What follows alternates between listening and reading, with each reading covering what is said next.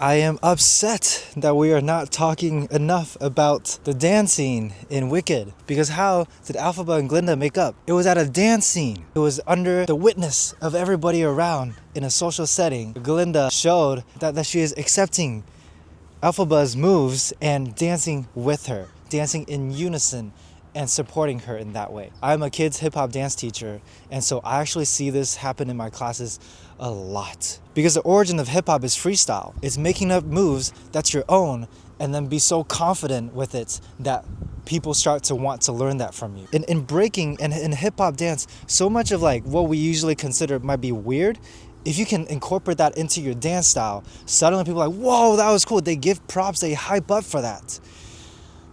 So, I'm so passionate about this. Because we're not talking about it enough. Because we're not talking about how powerful that moment was. Actually, well, I'm sure people talk about how powerful that moment. But the fact that like that was the moment that mended their friendship or started it. In my classes, there'll be a lot of times, especially starting 4th grade up, that's when kids learn embarrassment, they learn shame, they start to say, oh, that's cringe, oh, that's embarrassing. They start to not want to dance because of how other people might think. Other people's opinions, sound familiar of like that social setting and the Wicked scene. And there'll be many times when there's a kid who you can tell that they're not like a popular kid. And they do something, and sometimes you just hear comments from other kids like, oh, that's cringe. It's like, oh, what is he doing? So in those scenarios, there's a few things I like to do. One is I do it with them. Maybe this boy is like going this, and they're like, oh, what is he doing? And I'm like, oh, that's really cool that he's using his whole body, Or it's like, oh, that's really cool that he can twist. I don't know. I can't think of a move right now. But one is I validate that by pointing out something that he's doing really special with it. For example, maybe this one's like, oh, it looks like a flower. That's the one that Elphaba did. Or it's like, oh, I like that you're using your forehead. How often when you dance, you use your forehead. Maybe this one, I don't know. And then I do it with the kid. And then so I was like, oh, can we, everybody, let's try this. So suddenly everybody starts to do this. When everyone is doing a move, it feels like a new move. And now it's actually a little bit awkward if you are not doing it. So even the kids who earlier might be making fun of them, they start like, okay, maybe we'll try this a little bit. So number one is actually what Glinda did is you join them. And the second thing I do is just to call out that comment. Okay, you call that cringe. What makes that cringe? Can you say that one more time? I didn't hear you. Oh, hey, I heard you say something about his dance move. Can you say that one more time? Usually when you ask a kid to repeat something they said that was mean, they start to because they know that was mean, that was not nice. And so one, you can be like, do you think that was respectful? Do you think that was nice? Do you think that was kind? You can do, sometimes I go that route. But also it's like, in this dance class, I am encouraging everyone to find their own style. So maybe his style, it is adding more twists. Maybe it's like using your fingers more. Maybe it's using your shoulders more. Another move from the movie. And it's like not yucking somebody else's yums and saying that I'm intentionally creating a space for people to find their own way of moving.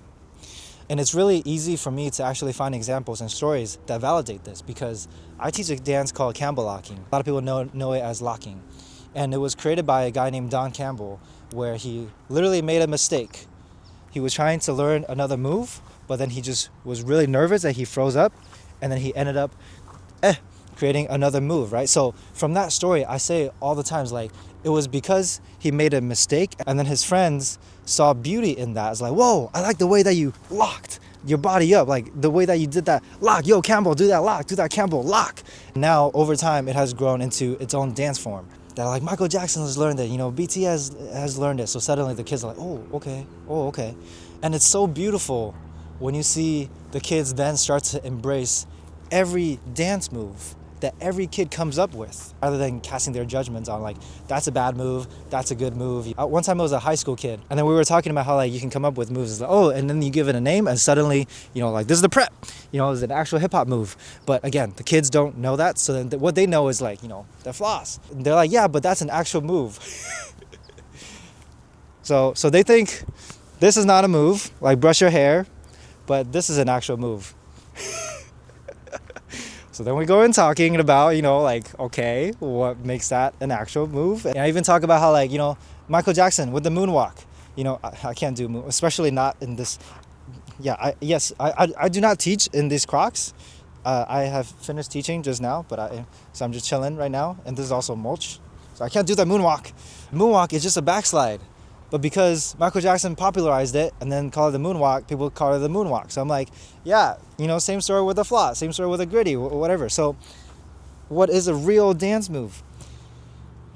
Anyway, all the way back to Wicked, the magic of that moment obviously is not just Glinda did the same dance moves as Elphaba and danced with her. It was in public witness. Everybody was watching.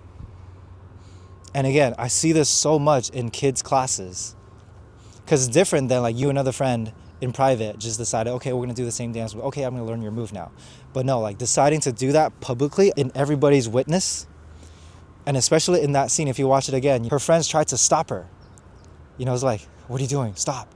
And she's like, no, I'm going to do this dance. Yeah, today, at the end of my classes, I usually do an acknowledgement circle or like a shout out. What's something that somebody else did that you really liked? One kid, 6th grader, said that I didn't realize this other kid, which is also his friend, was doing this dance move in a pretty cool way until I pointed it out. And I got everybody to follow along and copy it.